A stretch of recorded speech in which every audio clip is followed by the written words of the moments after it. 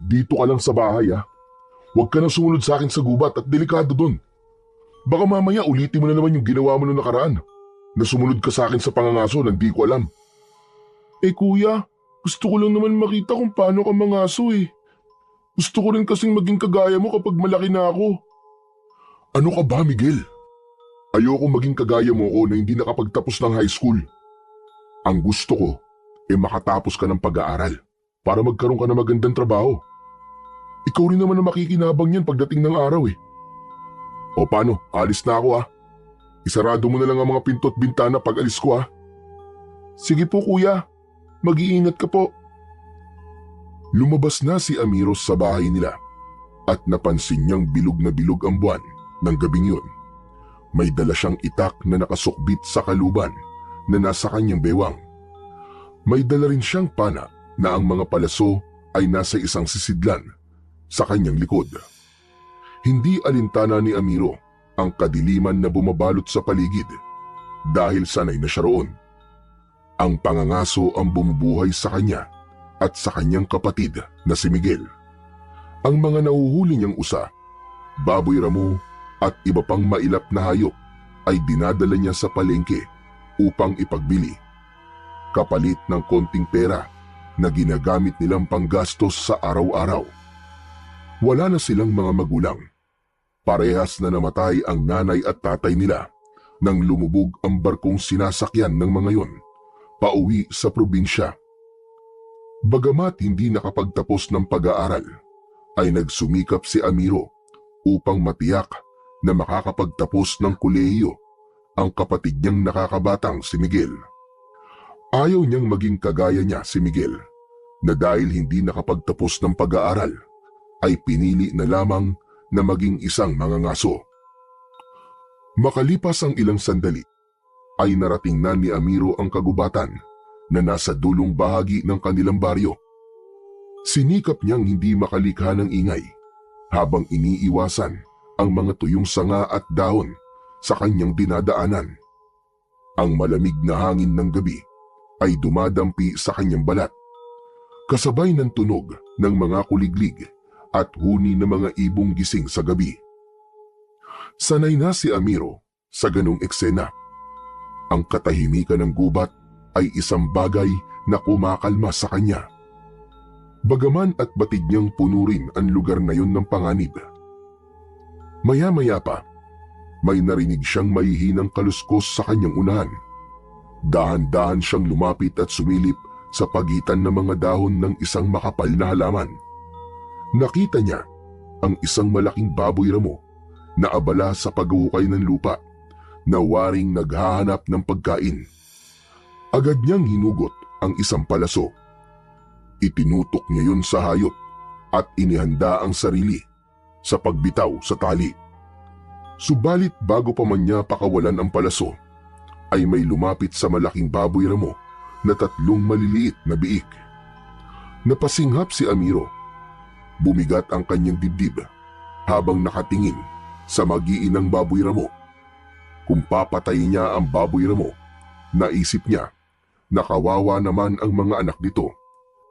Kaya marahan niyang inalis ang palaso mula sa pana at ibinalik yun sa kanyang sisidlan sa kanyang likod. Luminga si Amiro sa paligid at nagdesisyong humanap na lamang ng ibang hayop na pwede niyang hulihin. Naglakad siyang muli at sinuong ang mas madilim na bahagi ng kagubatan hanggang sa may malakas na liwanag ng flashlight na tumama sa kanyang muka. Napapikit siya saglit at nang idilat niya ang kanyang mga mata, ay nakita niya ang isang pamilyar na figura. Si Kapitan Renato, nakasama ang 3 tanod na may dalang mga baril. Si Kapitan Renato ay isang matikas at matipunong lalaki na nasa edad 40 anyos. Kilala ito sa kanilang baryo bilang isang mayabang ngunit mahusay na pinuno. Lagi itong nakasuot ng maayos na damit kahit nasa gubat. Naglakad si Kapitan Renato papunta kay Amiro at huminto sa kanyang harapan. Ano na naman ang ginagawa mo rito, Amiro? Hindi ba sinabi ko nang huwag kang mangangaso dito sa gubat lalo na kung gabi? Magandang gabi po, Kapitan Renato. Pasensya na po. Pero mas biyasa po kasi ako sa pangangaso sa gabi kaysa po sa umaga. Alam mo namang may malaking buhayang pagala-gala rito, di ba? Gusto mo bang ikaw ang sunod na makita namin pera-peraso katawan? Pabihira ka. Hindi ka ba natatakot sa mga nauna nang naging biktima ni Lagim? Kaya ko naman pong alagaan at ipagtanggol ang sarili ko, Kapitan. Wala po kayong dapat na ipag-alala sa akin. Tsaka isa pa po, kabisado ko na po itong gubat eh. Wala akong pakialam kung kabisado mo o hindi ang bawat sulok nitong gubat. Aba, Amiro, bilang bahagi ka na nasasakupan kong lugar, ay tungkulin kong protektahan ka. Pero kung hindi ka naman pagsasabihan, ay bahala ka na sa buhay mo. Basta, kapag nadisgrasya ka, hindi ko na yung kargo. Huwag mo sabihin na hindi kita binalaan, Amiro. Saglit na nagkatitigan ang dalawa. Alam ni Amiro na hindi siya gustong ipahamak ni Kapitan. Ngunit batid din niyang hindi ito nagmamalasakit sa kanya, kundi iniingatan lamang nito ang reputasyon nito bilang pinuno ng baryo. Naiintindihan ko naman po kayo, Kapitan. Maraming salamat po sa inyong pag-aalala. Hindi na sumagot si Kapitan Renato. Ibinaba nito ang flashlight at nagbigay ng hudyat sa mga kasamahan nito na tanod na magpatuloy na sa paglalakad. Tahimik na lumayo sina Kapitan Renato at naiwan si Amiro sa madilim na bahagi ng kagubatan. Huminga siya ng malalim at muling inihanda ang sarili. Wala siyang balak umalis o sundin ang sinabi ng kanilang kapitan. Hindi siya basta-basta susunod sa utos ng isang taong hindi naman tunay na nagmamalasakit sa kapwa nito. Papasikat na ang araw nang lumabas si Amiro sa gubat habang may nakasampay na baboy ramo sa kanyang balikat. Wala pa ring katao-tao sa labas habang naglalakad siya patungo sa palengke kung saan niya ibibenta ang kanyang nahuli. Pagdating ni Amiro sa palengke ay pinuntahan niya ang pwesto ni Mang Isko na isang matandang tindero ng karne na siyang laging bumibili ng kanyang mga nahuhuli. Napangiti naman si Mang Isko nang makita ang dala niya at sinabi nito na malaking baboy ramo ang nahuli ni Amiro sa araw na yon. Matapos ang mabilisang pag-uusap, inabot ni Mang Isko ang napagkasunduan nilang halaga ng baboy ramo at agad namang kinuha yun ni Amiro. Hindi na siya nagtagal doon at bumili na rin siya ng bigas, isda at gulay na siyang pagkain nila ng kapatid niyang si Miguel para sa araw na yon. Matapos makapamili, ay naglakad na siyang muli, pauwi sa kanilang bahay. Nang makarating sa kanilang bahay, maingat siyang kumatok. Pinagbuksan naman siya agad ni Miguel na halatang bagong gising pa lamang. Kuya, kumusta ang pangangaso mo? Ayos naman, Miguel. Medyo sinuwerte ako ngayon. Nakahuli ako ng malaking baboy ramo, kaya nakabili ako ng bigas at pang-ulam natin. Ito. Pumasok si Amiro at inilapag sa maliit nilang mesa ang binili niya. Isa-isa niyang inalis mula sa supot ang bigas at gulay. Naupo si Miguel sa isang upuan at tinignan siya na waring may iniisip.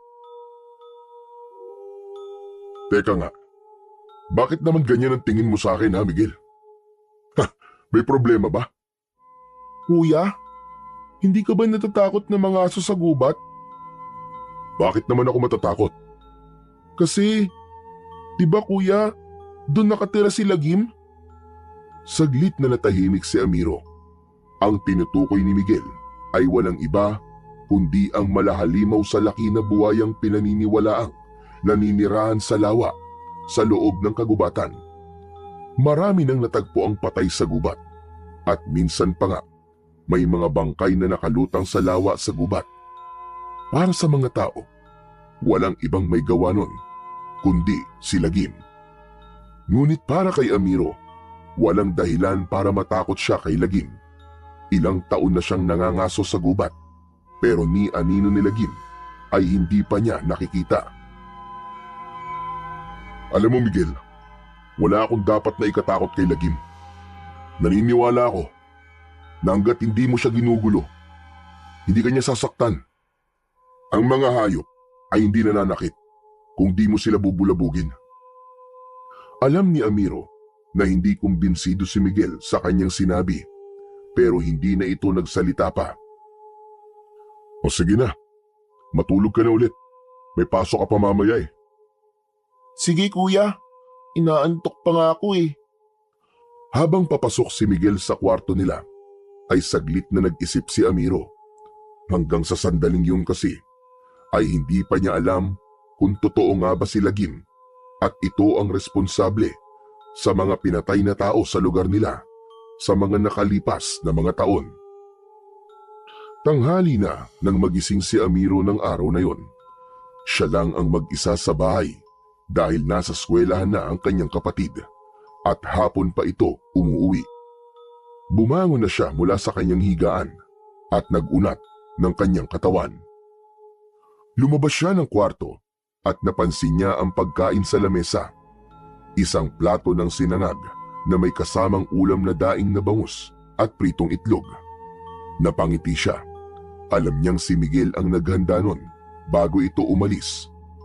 Para kay Amiro ay mapalad siya na may kapatid siyang katulad ni Miguel na masipag at maaasahan sa gawaing bahay at marunong magluto kahit bata pa lamang. Umupo si Amiro at sinimulang kainin ang pagkain na nakahain sa lamesa. Ngunit bago pa niya maubos ang kinakain, ay may narinig siyang kaguluhan sa labas. Napakunot ang kanyang noo. Dinig na dinig niya ang sigawan ng mga tao na tila natataranta at nagkakagulo. Agad siyang tumayo at lumabas ng bahay nila. Doon niya nakita ang mga tao na nagtatakbuhan papunta sa iisang direksyon. Napaisip siya kung ano ang nangyayari. At dahil sa kuryosidad ay sinundan ni Amiro ang pinupuntahan ng mga tao. Pagdating niya sa pinangyarihan ng kaguluhan ay natigilan siya at kinilabutan ng gusto nang makita niya ang nakahandusay na bangkay ng isang lalaki. Kalunos-lunos ang itsura ng bangkay. Wasak ang damit, may malalalim na sugat sa katawan, at ang isa nitong paa ay halos maputol na. Ang mga mata nito ay nananatiling nakadilat na parabang puno ito ng takot bago ito tuluyang binawian ng buhay. Maya-maya pa ay dumating na si Kapitan Renato at tumayo ito sa tabi ng bangkay. Uwisi talaga! Nakalusot na naman sa pagraronda namin kagabi si Lagim. Isa na naman ang naging biktima ng hayop na buhayang yon. Ilang beses ko na kasing sinabi, wala nang dapat pumunta sa gubat. Napakalaking buhaya ang nakatira roon. At kung hindi kayo mag-iingat, baka kayo na ang isunod ni Lagim. Naramdaman ni Amiro ang bigat ng tingin ng kapitan habang nagsasalita ito na parabang siya mismo ang kinakausap nito. Tinamaan siya sa sinabi nito. Hindi siya naniniwala sa mga kwento tungkol kay Lagim, pero hindi niya maitatanggi na may tao na namang namatay. Tumalikod na si Amiro para umalis, pero napahinto siya nang tawagin siya ni Kapitan Renato. Amiro, sandali lang. Napahinto si Amiro, ngunit hindi siya lumingon. Magpasalamat ka at hindi ikaw ang naging biktima kagabi. Ilang beses na kita sinasabihan, huwag ka nang pupunta sa gubat. Huwag mong hintayin na ikaw ang susunod namin makikitang nakahandusay dito at wala ng buhay. Hindi sumagot si Amiro. Alam niyang wala siyang mapapala kung makikipagtalo pa siya sa kanilang kapitan. Tahimik siyang naglakad palayo at bumalik sa kanilang bahay. Ngunit sa kabila ng mga sinabi ni Kapitan Renato, sa kabila ng bangkay na nasa harapan niya kanina, ay sinabi niya sa kanyang sarili na magpupunta pa rin siya sa gubat upang mangaso dahil yun lamang ang tangi niyang ikinabubuhay. Nang malapit nang umuwi si Miguel sa eskwelahan, ay nagsimula ng magluto ng hapunan si Amiro. Sinigang na baboy ang niluto niya dahil paborito nila yung magkapatid, lalo na kung may sausawang patis na pinigaan ng kalamansi at sili. Makalipas lamang ang ilan sandali, ay bumukas na ang pinto at pumasok si Miguel na may nakasukbit na bag sa kanyang likuran. Lumapit ito sa kanya upang tignan ang kanyang niluluto. Wow! Sinigang na baboy! Mapaparami na naman ang kain natin yan, kuya. Sinabi mo pa. O ano, kumusta pala ang pagpasok mo sa eskwelahan? Ayos lang naman po, kuya. Nag-long test po kami kanina sa math tapos na-perfect ko po. Ako nga lang po ang perfect sa amin eh. Ayos. Napakatalino mo talaga, Miguel. Ipagpatuloy mo lang yan ha. Para kapag mataas ang grado mo, kapag graduate ka, ay makakakuha ka ng scholarship sa kolehiyo. Huwag ka mag-alala, kuya. Pinagbubuti ko naman po ang pag-aaral ko. Pero, maiba ako, kuya. Totoo bang may nabiktima na naman si Lagim? Biglang natigilan si Amiro sa paghahalo ng sabaw ng sinigang. Tumingin siya kay Miguel at marahang tumango. Oo, Miguel. Isang lalaki na tagpo ang patay sa bungad ng gubat kaninang umaga. Kuya, hindi kaya panahon na para huminto ka na sa pangangaso mo? Natatakot kasi ako para sa iyo, kuya eh. Baka isang araw, ikaw naman ang matagpuan naming patay dahil dun sa malaking buhaya sa gubat. Ayoko pong mangyari yun, kuya. Nakita ni Amiro ang labis na pag-aalala sa muka ni Miguel. Inilapag niya ang sandok sa ibabaw ng plato at saka marahang tinapik ang balikat ng kapatid. Miguel, alam ko nag-aalala ka para sa akin. Pero hindi ako pwedeng huminto sa ginagawa ko. Ang pangangaso lang ang bumubuhay sa atin. Kung titigil ako, ano tayo kakain? Paano ka makapag-aaral? Napayuko si Miguel at hindi nakasagot. Saka lang siguro ko hihinto, Miguel. Kapag nakatapos ka na ng pag-aaral mo. O kung may magandang trabaho akong mahanap. Pero sa ngayon, wala akong ibang alam na paraan para kumita ng pera kundi ang pangangaso lang. Pero nangangako ko sa'yo na mag-iingat ako palagi. Hindi ako papayag na may mangyaring masama sa akin. Kasi ayokong maiwan ka mag-isa. Marahang tumango si Miguel, pero alam ni Amiro na hindi niya napawi ang takot ng kanyang kapatid. Ang totoo, maging si Amiro ay takot din na may masamang mangyari sa kanya sa gubat. Alam niyang maaaring tama si Miguel na baka isang araw siya naman ang sunod na magiging biktima ni Lagim. Pero alam niya ring kailangan niyang lakasan ang kanyang loob kung gusto niyang mabuhay silang magkapatid. Ng mga sumunod na araw ay halos magkakasunod ang natatagpo ang mga bangkay sa lugar ni na Amiro. Lahat ng bangkay ay kalunos-lunos ang sinapit. Hindi na makilala ang mga yon dahil halos luray-luray na ang katawan ng mga yon na para bang nilapa ang mga yon ng isang mabangis na halimaw. Walang ibang sinisi ang mga tao kundi si Lagim, ang dambuhalang buhayang pinaniniwalaang naninirahan sa lawa sa gitna ng gubat. Lalong lumakas ang takot at pangamba sa buong baryo. Walang sino man ang nangahas na lumapit sa gubat, lalo na kapag palubog na ang araw. Naging maigpit ang utos ni Kapitan Renato na bawal nang pumasok ang kahit na sino sa gubat. Sa kabila ng lahat ng hindi magagandang nangyayari, ay patuloy pa rin si Amiro sa kanyang pangangaso. Para sa kanya, wala siyang ibang pagpipilian kung hindi ang ituloy ang bagay kung saan siya kumikita ng pera. Kailangan nilang mabuhay ni Miguel. Kailangan niyang may maihain sa hapagkainan sa araw-araw. Habang ang lahat ay takot na takot sa gubat, ay si Amiro lamang ang tanging nangahas na magtungo roon. Isang umaga, habang naglalakad si Amiro patungo sa palengke, ay napansin niyang may pagtitipon sa plaza. Lumapit siya upang malaman kung para saan ang pagtitipon na yon, at nakita niya si Kapitan Renato na nakatayo sa unahan at nagsasalita. Nanatili muna siya roon upang pakinggan ang sinasabi ng kanilang kapitan.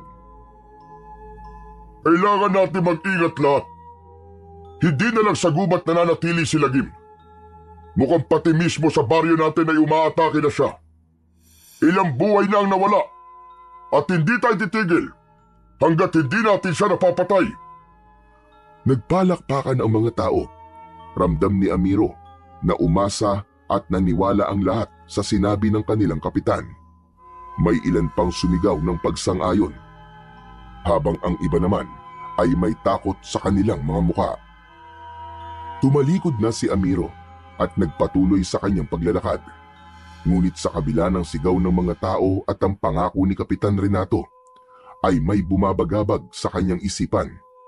Hindi niya maintindihan, ngunit parang may ibang dahilan si Kapitan Renato sa pagnanais nito na mapatay si Lagim. Kinagabihan, habang abala si Amiro sa paghahanda ng kanyang mga gamit para sa kanyang pangangaso, ay narinig niya ang pagsigaw ni Miguel. Bigla na lang itong nagising sa mahimbing nitong pagtulog. Lumingon siya at nakita niyang namumutla at nanginginig ang kanyang kapatid. Lumapit siya rito at marahang tinapik ang balikat ng kapatid. Miguel, nanaginip ka na naman ba ng masama? Ayos ka lang ba? Hindi agad nakasagot si Miguel. Basang-basa ang noo nito sa pawis at parang hindi nito kayang ipaliwanag ang nakita nito sa kanyang panaginip. Miguel, kung ano man ang napanaginipan mo, panaginip lang yun. Hindi yun mangyayari. Nagtaka si Amiro nang mahigpit na hinawakan ni Miguel ang kanyang braso at tinignan siya nito ng malalim. Kuya, mangangaso ka ba ngayong gabi? Oo. Bakit mo na itanong? Kuya, wag kang umalis. Napanaginipan ko na hinahabol ka ng halimaw sa gubat at pinatay ka niya. Miguel, tulad ng sinabi ko sa iyo, panaginip lang yun. Ang panaginip ay kabaligtaran ng mangyayari sa totoong buhay. Kuya, hindi kaya ang halimaw sa panaginip ko ay si Lagim? Hindi kaya siya ang papatay sa iyo? Napakurap si Amiro.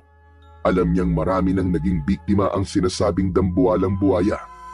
Pero sa loob ng maraming taon, ni anino nito ay hindi pa niya nakita. Huwag kang mag-alala, Miguel. Hindi naman ako nagtutungo sa lawa kung saan sinasabing nakatira si Lagim eh.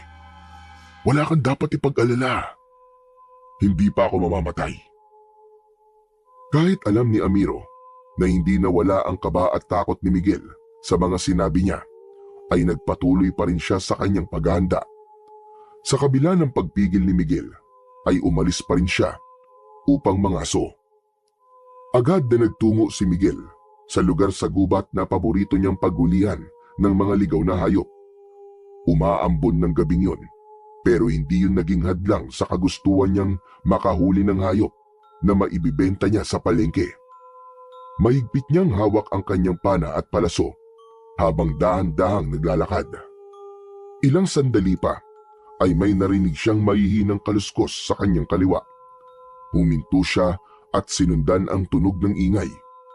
Sa pagitan ng mga puno, nakita niya ang isang napakalaking baboy ramo na may mahahabang pangil at makapal na balahibo.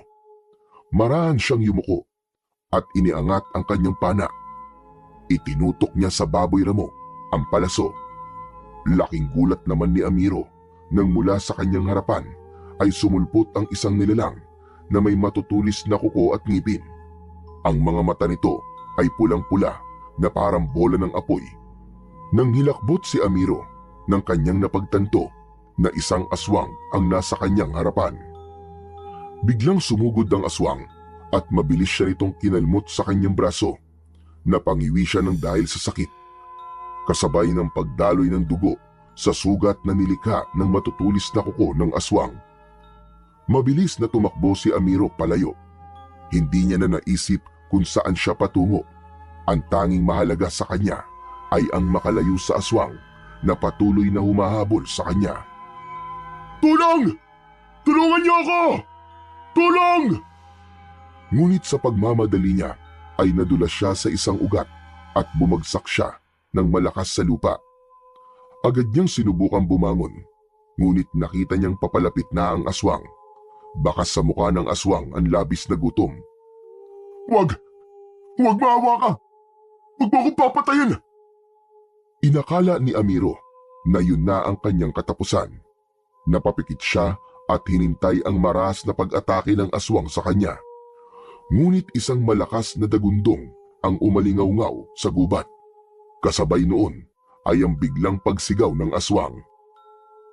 Pagmulat ni Amiro, nakita niyang may isang dambuhalang buhaya na lumabas mula sa masukal na bahagi ng gubat. Sa isang iglap, sinunggaban nito ang aswang gamit ang malaki at malakas nitong bibig. Narinig niya ang nakakakilabot na pagkadurog ng laman at buto ng aswang. Sa loob lamang ng ilang segundo ay tinapos ng buhaya ang buhay ng aswang. Walang naging laban ng aswang sa matatalas at malalaking pangil ng buhaya. Napatitig si Amiro sa dambuhalang buhaya habang nanginginig siya sa takot. Sigurado siya na ang buhayang yun ay walang iba kundi si Lagim. Maraang lumapit kay Amiro ang buhaya.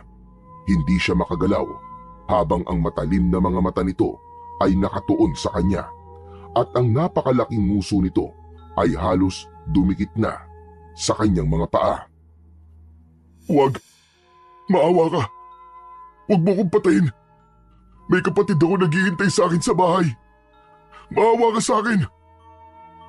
Hindi alam ni Amiro kung bakit niya kinausap ang buhaya kahit alam niyang hindi naman siya nito maiintindihan. Ngunit nagtaka si Amiro nang unti-unting umatras si Lagim. Matiim muna itong tumingin kay Amiro bago ito tumalikod at mabilis na naglakad palayo. Naiwan si Amiro na hindi makapaniwala sa nangyari. Nanatili siyang nakatulala kahit ilang minuto nang wala sa paningin niya si Lagim. Nagtataka siya kung bakit hindi siya sinaktan o pinatay ni Lagim gaya ng sinasabi ng mga tao tungkol dito, lalo na ni Kapitan Renato. Nang may masmasan si Amiro, ay napatingin siya sa katawan ng patay na aswang na nakahandusay sa lupa. May malalalim itong sugat mula sa matatalas na ngipin ng buhaya. Ang malalaking mata nito ay nanlilisik pa rin, ngunit wala ng buhay. Nang sandaling yon ay isang bagay ang napagtanto ni Amiro. Malaki ang posibilidad na mga aswang ang tunay na pumapatay ng mga tao sa lugar nila at hindi si Lagim. Doon niya napatunayan ang isang bagay na bumangon sa kanyang isip. Mga aswang ang salarin. Mabilis na tumayo si Amiro. Naisip niyang kailangan niyang ipaalam yun sa lahat. Tumakbo siya palabas ng gubat. Ngunit sa kanyang pagtakbo ay bumangga siya sa isang matigas na katawan ng tao. Napaatras siya at nang tumingin siya sa kanyang harapan ay naroon si Kapitan Renato na may kasamang 3 tanod. Amiro, ano na namang ginagawa mo rito? Hindi ba't sinabi ko na bawal na magpunta ang kahit na sino dito sa gubat? Napakatigas talaga ng ulo mo. Hindi ka marunong makinig. Kapitan, sandali lang, Kapitan. Makinig kayo. Hindi si Lagim ang pumapatay sa mga tao. At ano na naman ang pinagsasabi mong kalokohan na? Mga aswang, Kapitan. Mga aswang ang pumapatay sa mga tao sa lugar natin. Hindi si Lagim ang dapat nating katakutan, kundi mga aswang. Amiro, katang-isip lang ang mga aswang. Si Lagim ang mamamatay tao, hindi ang mga aswang na sinasabi mo. Patutunayan ko po sa inyo na nagsasabi ako ng totoo. Sumama po kayo sa akin. Hindi na hinintay ni Amiro ang sagot ni Kapitan Renato. Tumakbo siya pabalik sa direksyon kung saan naroon ang bangkay ng aswang. Nang makarating si Amiro sa lugar kung saan pinatay ni Lagim ang aswang, ay habol niya ang kanyang paghinga. Huminto siya at inilibot niya ang tingin sa paligid. Nanlamig siya nang mapagtantong wala na roon ang katawan ng aswang. Napaatras siya nang dumating na sina Kapitan Renato at ang mga tanod nito. O ano? Nasaan yung sinasabi mong aswang, Amiro? Nasaan na? Di maaari. Nandito lang yung kanina eh. Sigurado ako, Kapitan, nandito lang yun. Kung nandito, bakit wala kami nakikita?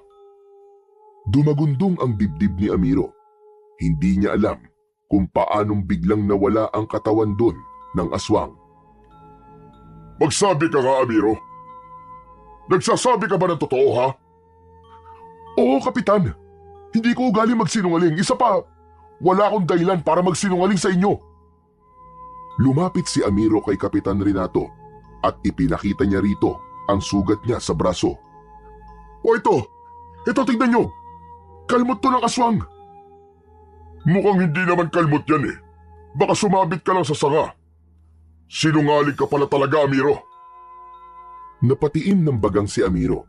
Hindi niya kayang tanggapin na nasabihan siyang sinungaling ng kanilang kapitan dahil hindi siya ganong klaseng tao. Kapitan, kalmot po talaga to ng aswang. Inatake po ako ng aswang. Muntik na nga po ako mamatay eh.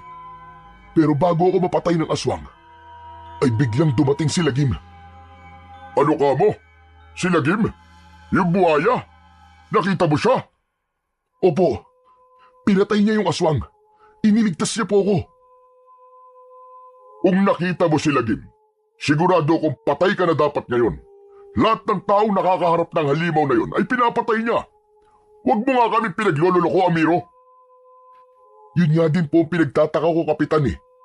Ang aswang lang po ang pinatay ni Lagim. Hindi niya ako ginalaw o sinaktan. Guni-guni mo lang yan, Amiro. Ano bang tinira mo, ha?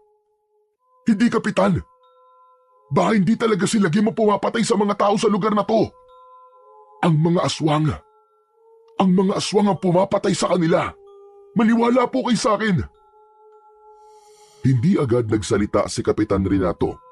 Humakbang ito papalapit kay Amiro at matiim siyang tinignan. Amiro, umamin ka nga sa akin. Gumagamit ka ba ng droga? Kapitan, hindi ako gumagamit ng kahit na anong ipinagbabawal na gamot. Alam kong walang mabuting maidudulot yun sa akin. Kaya bakit ako gagamit nun? Eh bakit ko magsalita kay para kang bangag? Aswang? Iniligtas ka ni Lagim? Aba, ano bang pinagsasasabi mo? Totoo po ang sinasabi ko, Kapitan. Hindi si Lagim ang pumapatay sa mga tao sa lugar natin. Kalokohan! Si Lagim ang may gawa ng lahat ng patayan dito sa lugar natin. At kung totoong nakita mo siya, dapat ipatay ka na talaga ngayon. Huwag mo kami pinaglololoko. Maniwala naman kayo sa akin, Kapitan. Hindi po ako nagsisinungaling. Ay, tama na yan, Amiro. Sige na, umuwi ka na at magpahinga. O kaya kumain ka at baka gutom lang yan. Kaya kung ano-ano nakikita mo. Sabi nang umuwi ka na eh. Gusto mo bang ikulong ka namin sa barangay, ha?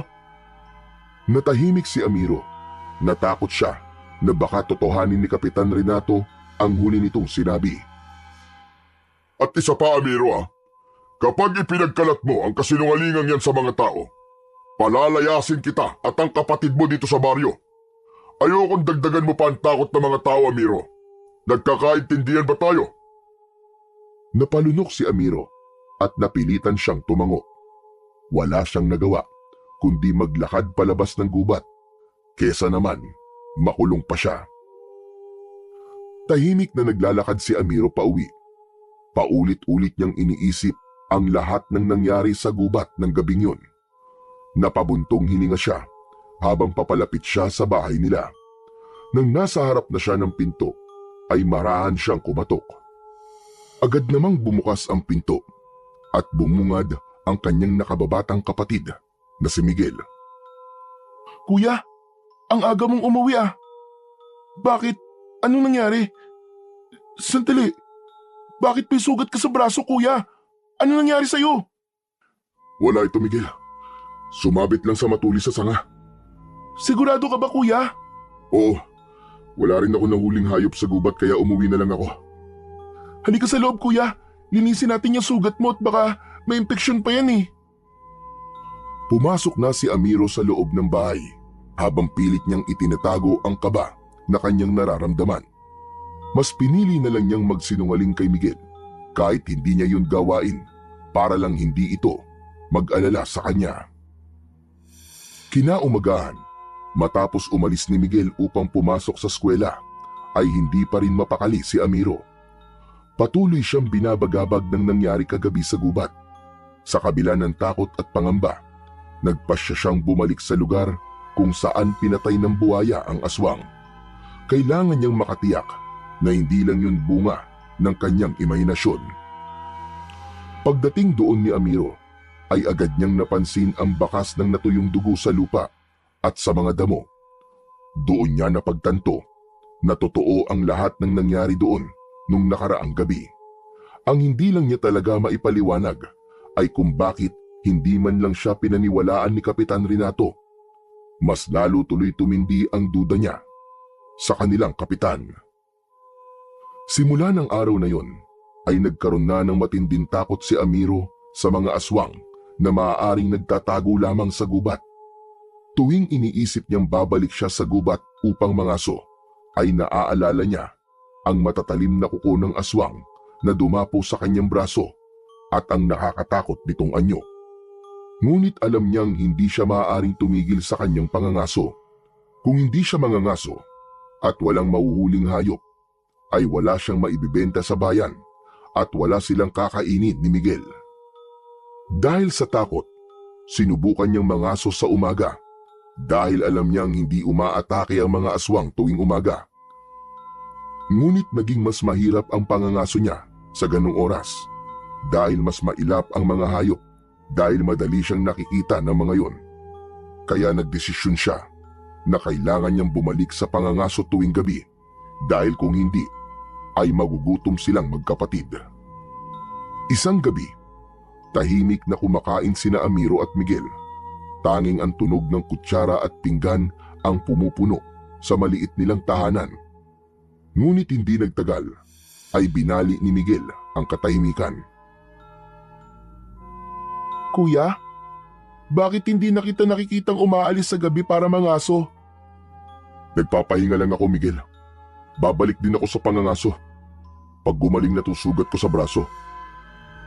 Ang akala ko po kasi huminto ka na dahil natatakot ka po kay Lagim. Hindi sumagot si Amiro, pero sa isip niya, alam niyang hindi si Lagim ang dapat niyang katakutan. Ang tunay na banta sa kanilang lugar ay ang mga aswang. Sigurado siya na ang mga yun ang pumapatay sa mga tao sa kanilang baryo at hindi ang dambuhalang buhaya na si Lagim. At sa sandaling yon, isang ideya ang biglang pumasok sa isip niya para makapangaso ulit siya sa gabi. Pagsapit ng hapon ay tahimik na naglakad si Amiro patungo sa bahay ni Lolo Waldo, ang kilalang albularyo at antingero sa kanilang baryo. Kilala ito sa paggawa ng mga agimat at paggamot sa mga sakit na hindi maipaliwanag ng mga doktor. Huminto si Amiro sa tapat ng bahay ni Lolo Waldo na isang lumang kubo na napapaligiran ng matataas na halaman at mga boteng nakasabit sa paligid. May kakaibang amoy ng insenso at tuyong dahon na sumalubong sa ilong ni Amiro. Huminga siya ng malalim bago kumatok sa pinto. Lolo Waldo? Tao po? Lolo Waldo? Si Amiro po ito. Abay, pumasok ka, Amiro. Bukas yan, pasok.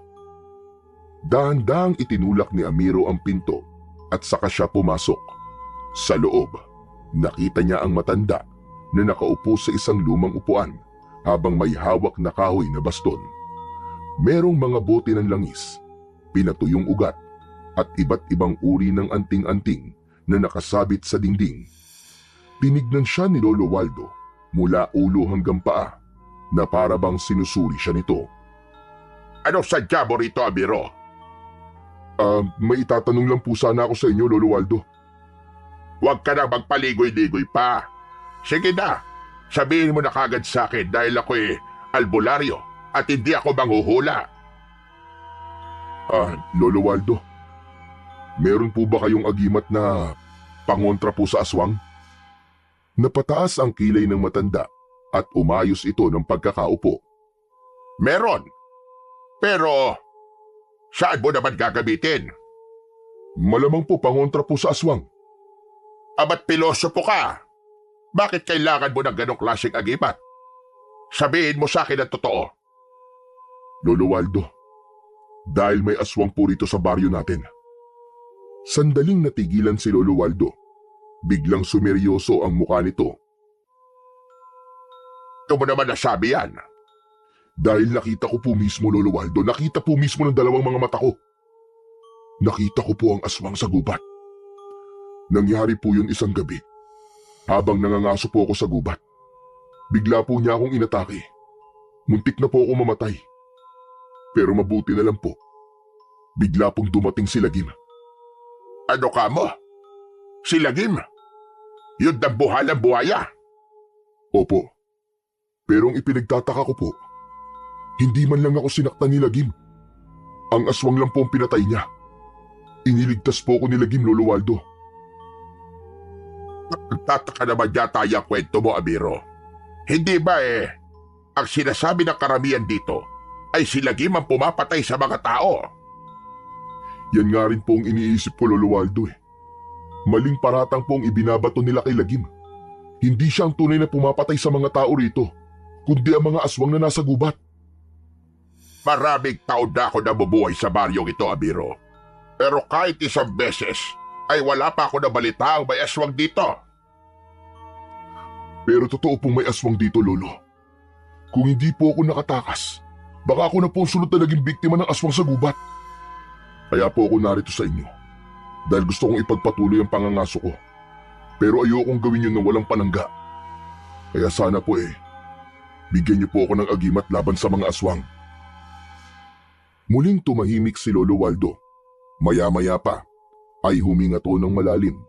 Tumayo ito at naglakad papunta sa isang kahon na nasa sulok ng kubo. Binuksan nito ang kahon at kinuha ang isang maliit na bote na may lamang langis at pira-pirasong ugat. Inabot nito yon kay Amiro. Amiro, ito lang ang maibibigay ko sa'yo. Ano po ito, Lolo Waldo? Kapag kumulo ang langis sa loob ng bote na ito, ibig sabihin lang, may aswang na malapit sa'yo. Magandang meron ka nito para alam mo kung may aswang sa paligid. Mas makapaghahanda ka na lumaban o kaya ay tumakbo. Pero Lolo Waldo, wala po ba kayong mas malakas na agimat? Yung magiging malakas po ako para malabanan ko po mga aswang. Kung gusto mong lumaban sa mga aswang, hindi sapat ang agimat. Kailangan mo rin ng tapang. Pero ito lang ang kaya kong ibigay sa'yo. Wala nang nagawa si Amiro, kundi ang tanggapin ang maliit na bote na yon. Hindi niya na yon tinanggihan dahil baka bawiin pa yon ni Lolo Waldo. Maraming salamat po, Lolo Waldo. Tandaan mo ito, Amiro. Hindi pa ako kumbinsido sa kwento mo. Hanggat hindi ako mismo ang nakakakita sa mga aswang na sinasabi mo, ay hindi ako maniniwala. Malakas po ang pakiramdam ko na malalaman niyo rin po ang katotohanan. Matapos yun, ay nagpaalam na si Amiro kay Lolo Waldo. Umalis siya sa bahay ni Lolo Waldo na dala ang maliit na bote na ibinigay nito sa kanya. Kinagabihan, lumabas ng kanilang bahay si Amiro, dala ang kanyang pana, mga palaso at ang maliit na boteng ibinigay ni Lolo Waldo. Hawak niya yun ng maigpit. Sa kabila ng takot na nararamdaman niya sa muling pagpunta sa gubat, ay tumuloy pa rin siya dahil kailangan niyang kumita ng pera. Habang naglalakad siya papasok sa masukal na kagubatan, ay pinakiramdaman niya ang paligid. Ang liwanag ng buwan ay sapat na upang makita niya ang dinadaanan niya. Mas lalong humigpit ang pagkakahawak ni Amiro sa bote na nasa kanyang kamay. Alam niyang kapag kumulo ang langis na nasa bote, ay nangangahulugan na may aswang sa paligid o malapit sa kanya. Sa paglalakad ni Amiro, ay bigla siyang napahinto nang may narinig siyang mga yabag sa kanyang unahan. Agad siyang yumuko at nagtago sa likod ng isang malaking puno. Mula sa kanyang kinaroroonan, nakita niya ang ilang lalaking tumatakbo sa gitna ng gubat. Agad niyang nakilala ang isa sa mga yun. Walang iba kundi si Kapitan Renato. Halatang may hinahabol ang mga yun.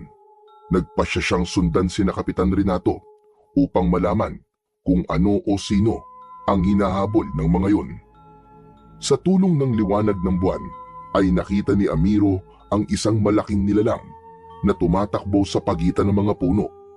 Napalunok siya nang mapagtanto niyang si Lagim ang hinahabol ni na Kapitan Renato.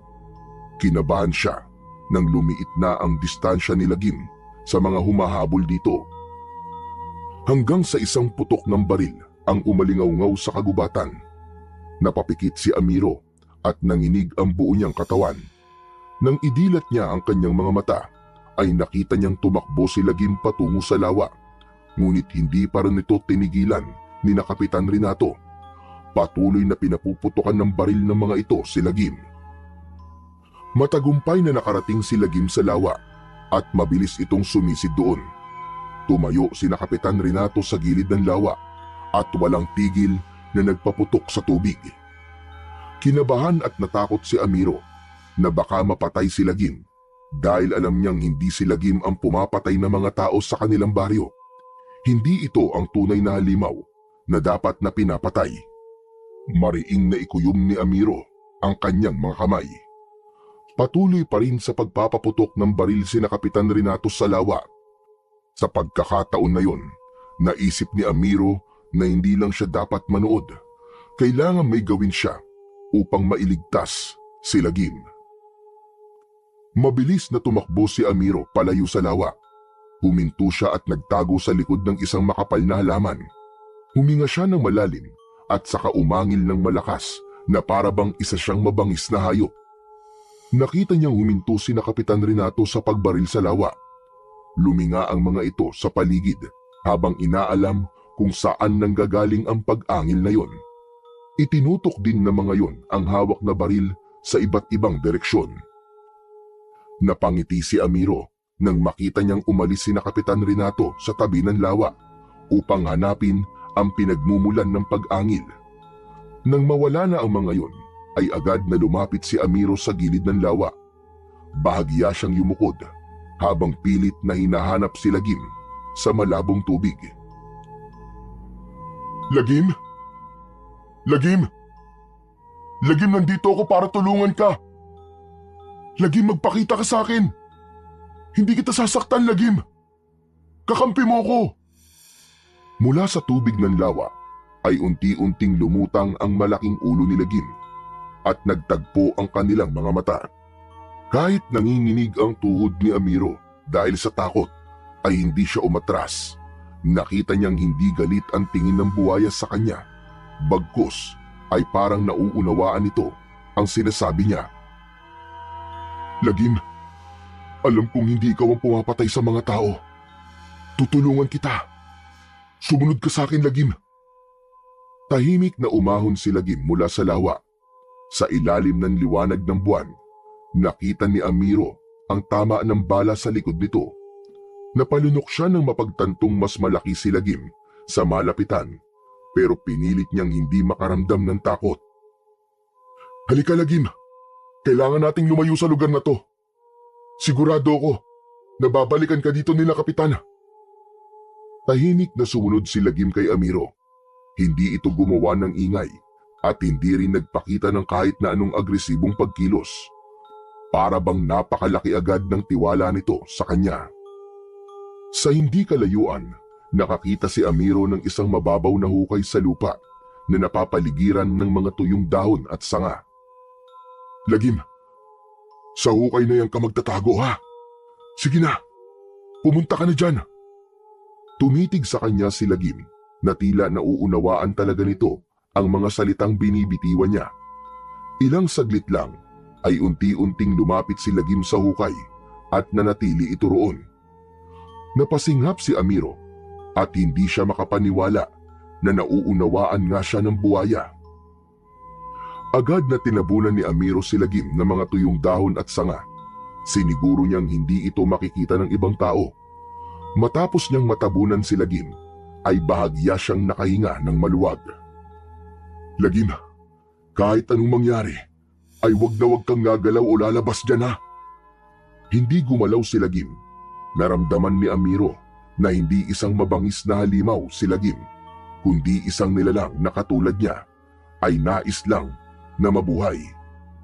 Matapos yun, ay mabilis na umakyat si Amiro sa punong malapit sa pinagtataguan niya kay Lagim. Makalipas ang ilang sandali, ay dumaan sina Kapitan Renato kasama ang mga tanod nito. Kinabahan siya dahil ilang di pa lamang ang layo ng mga ito kay Lagim. Sige, bumalik tayo sa lawa. Baka naroon pa si Lagim.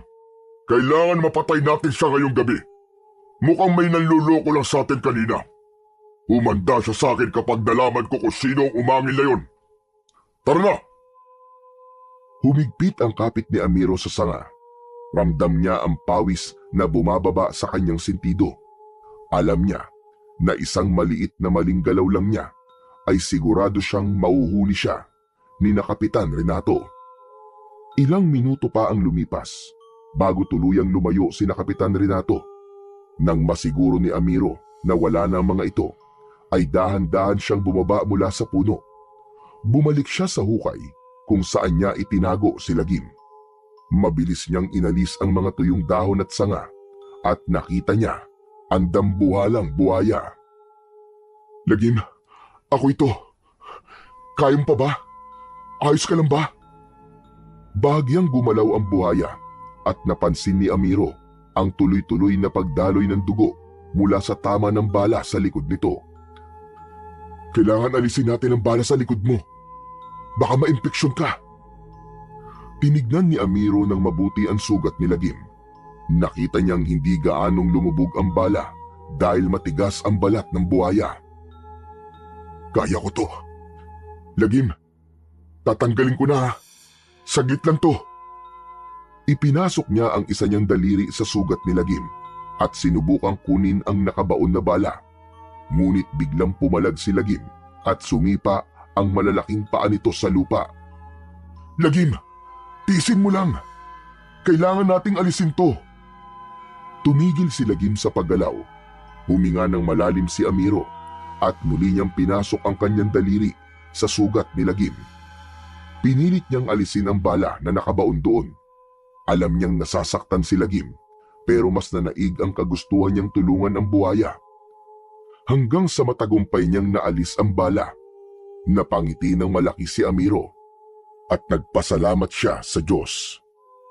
Nanlaki naman ang mga mata ni Amiro nang biglang humarap si Lagim sa kanya. Marahan itong ibinuka ang napakalaking bibig nito.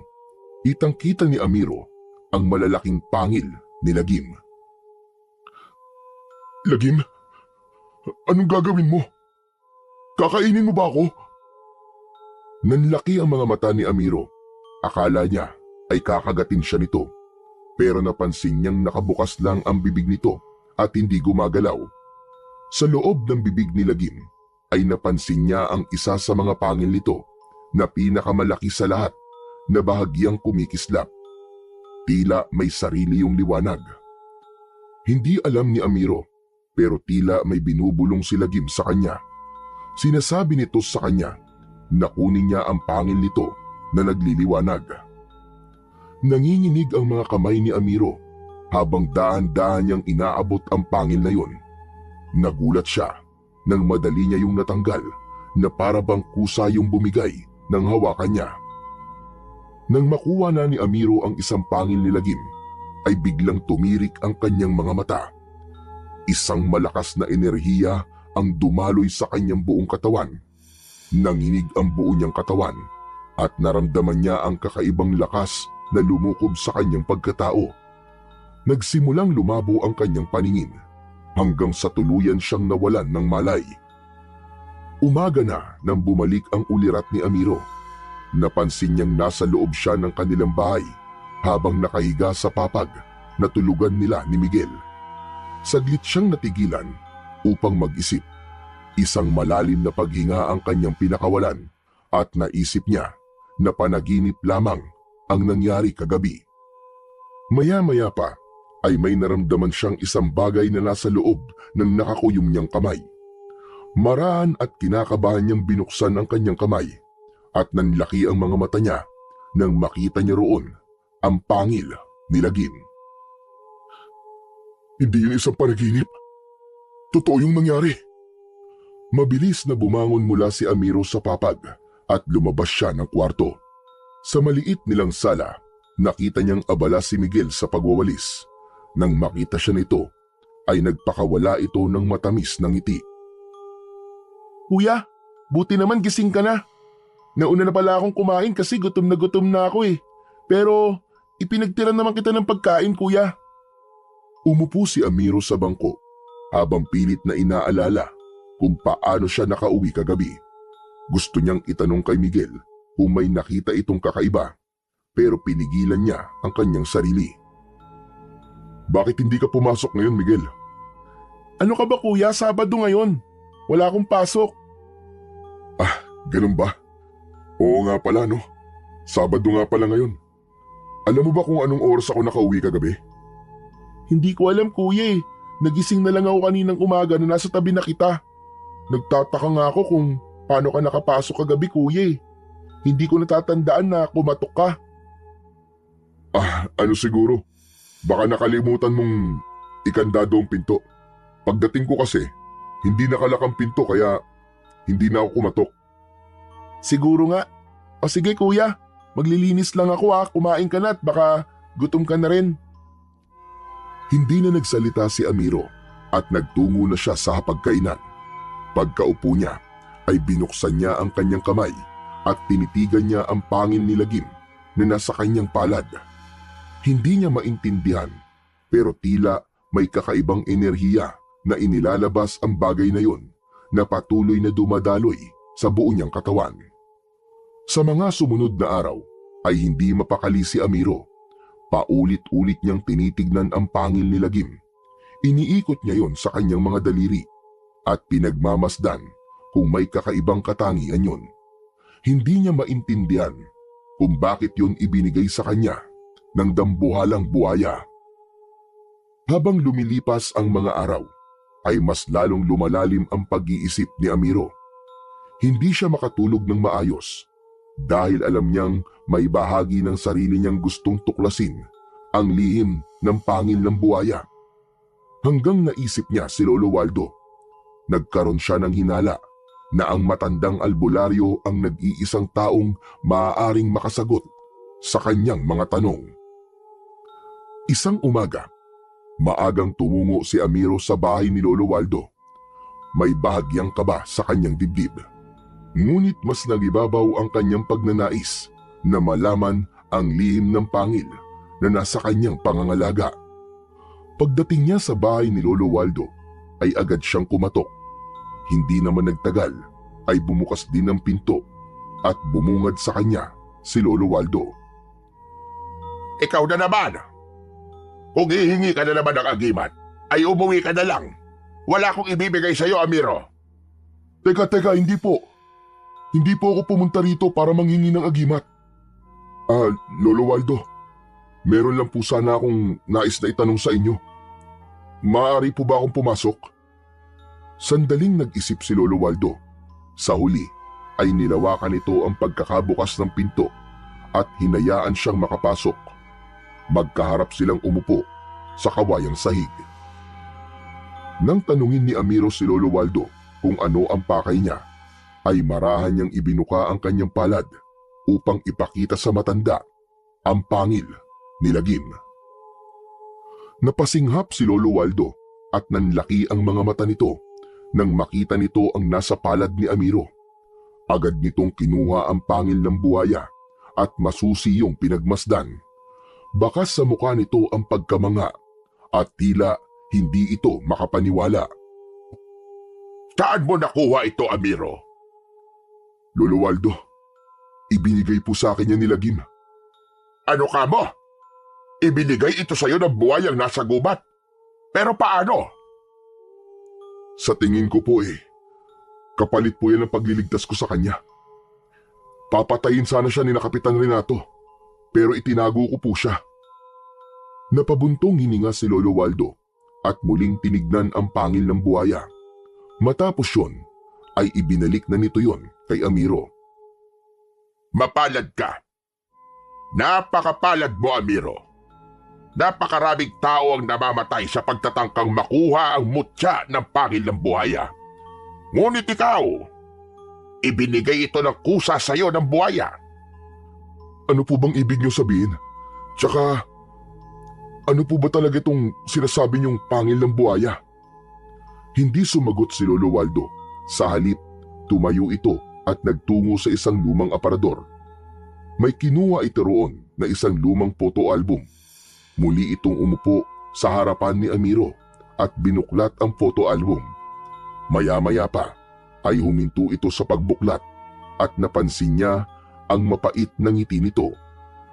Itinuro ni Lolo Waldo ang litrato ng isang matandang lalaki. Atay ko ang lalaking ito. Pero napansin mo ba ang isa niyang kamay? Doon lang napansin ni Amiro na putol ang kanang kamay ng lalaki sa larawan. Bakit po naputol ang kamay niya, Lolo Waldo? Nung kabataan kasi niya, sinubukan niyang kumuha ng mutya ng pangil ng buhaya. Pinaniniwalaan niya noon na ang pagkakaroon ng mutyang yon ay magbibigay sa kanya ng hindi matatawarang lakas at proteksyon. Nang subukan niyang bunutin ng isang pangil mula sa isang buhaya, ay kinagat ng buhaya ang kamay niya. Isang mabilis na kagat ang ginawa ng buhaya at tuluyang naputol ang kanyang kamay. Maswerte na lang siya at nabuhay pa rin siya. May mga kakilala rin ako na sinubukan yon, pero karamihan sa kanila ay hindi na nakabalik ng buhay. Ibig sabihin po ba may kapangyarihan po ang pangil na to? Hindi lang basta isang kapangyarihan, Amiro. Ang may hawak ng mutyang yan ay magkakaroon ng kakaibang lakas. Isang lakas na maihahalin tulad sa isang buhaya. Matibay at malakas na pangangatawan. May liksi sa tubig at sa lupa. Pero higit sa lahat, protektado ka nito. Basta dala mo ang mutyang yan, hindi ka basta-basta masusugatan at kaya mong labanan ng kahit na anong kasamaan. Napalunok si Amiro. Hindi niya inasahan na ganun kahalaga ang bagay na ibinigay sa kanya ni Lagim. Maya-maya pa ay muling nagsalita si Lolo Waldo. Gaya na sinabi ko sa iyo, Amiro, hindi madaling makuha ang mutyang yan. Kung nabunot mo yan ng ganun kadali lang, ibig sabihin ay malaki ang tiwala ni Lagim sa iyo. Hindi ko alam kung bakit, pero parang nais ko nang maniwala sa sinasabi mong hindi si Lagim ang pumapatay sa mga tao dito sa ating lugar. Baka naisip ni Lagim na kailangan ng may lumaban sa totoong kasamaan na meron dito sa lugar natin. Muling napasinghap si Amiro. Matagal na niyang pinaniniwalaan na hindi si Lagim ang tunay na salarin. Ngunit walang naniniwala sa kanya. Ngayong may mutya na siya, mas lalong lumalim ang kanyang pagdududa na may mas malalim pang dahilan kung bakit ibinigay yun sa kanya ng mahiwagang buhaya. Pero Lolo, may ideya po ba kayo kung bakit niya po ito binigay sa akin? Tanging ikaw lamang ang makakatuklas ng sagot sa tanong mong yan, Amiro. Natahimik si Amiro at pinilit niyang inisip kung ano nga ba talaga ang dahilan ni Lagim kung bakit nito ipinagkatiwala sa kanya ang ganoong klase ng mutya. Alam niya na hindi lamang simpleng pasasalamat yun kung bakit nito yun ibinigay sa kanya. Malakas ang pakiramdam niya na meron pang mas malalim na dahilan na kailangan niyang matuklasan sa mga susunod na araw. Matapos makipag-usap ni Amiro kay Lolo Waldo, ay nagtungo siya sa gubat. Naisip niyang puntahan si Lagim at baka makakuha siya ng sagot sa kanyang katanungan. Makalipas ang ilang minutong paglalakad sa gubat, ay narating na niya ang lawa kung saan madalas na makita si Lagim. Lagim! Lagim, nandito ako! Si Amiro to, Lagim! Lagim! Pinakiramdaman ni Amiro ang paligid, lalo na ang lawa, pero nanatiling kalmado ang tubig doon. Lagim, kaibigan! Lagim! Naririnig mo ba ako? Tahimik pa rin ang buong paligid. Hindi pa rin naramdaman ni Amiro ang presensya ng dambuhalang buhaya. Hanggang sa nagdesisyon siyang mas lakasan ang kanyang boses. Lagim! Lagim, kaibigan! Kausapin mo ako! Ako to si Amiro! Ang nagligtas sa'yo! Magpakita ka sa akin, kaibigan! Lagim! Bumilis ang tibok ng puso ni Amiro nang makakita siya ng paggalaw sa tubig. Nagkaroon doon ng malakas na alon at mula roon ay lumitaw si Lagim. Mabilis siyang lumangoy papunta sa kinaroroonan ni Amiro. Huminto ito sa harapan niya at nang ibukas nito ang malaki nitong bunganga ay nagkislapan sa sikat ng araw ang matutulis nitong mga pangil. Malakas na isinarado ni Lagim ang bunganga nito at may tubig na tumalsik sa mukha ni Amiro. Sa pagkakataon na yon ay hindi nakaramdam ng takot si Amiro kay Lagim. Pakiramdam niya ay konektado silang dalawa ng buhaya. Para bang sa pamamagitan ng pagtingin nila sa mga mata ng isa't isa ay nagkakaunawaan na sila. Maraang inilabas ni Amiro mula sa kanyang bulsa ang mutya ng pangil ni Lagim. Napalunok siya bago muling tumingin sa dambuhalang buhaya.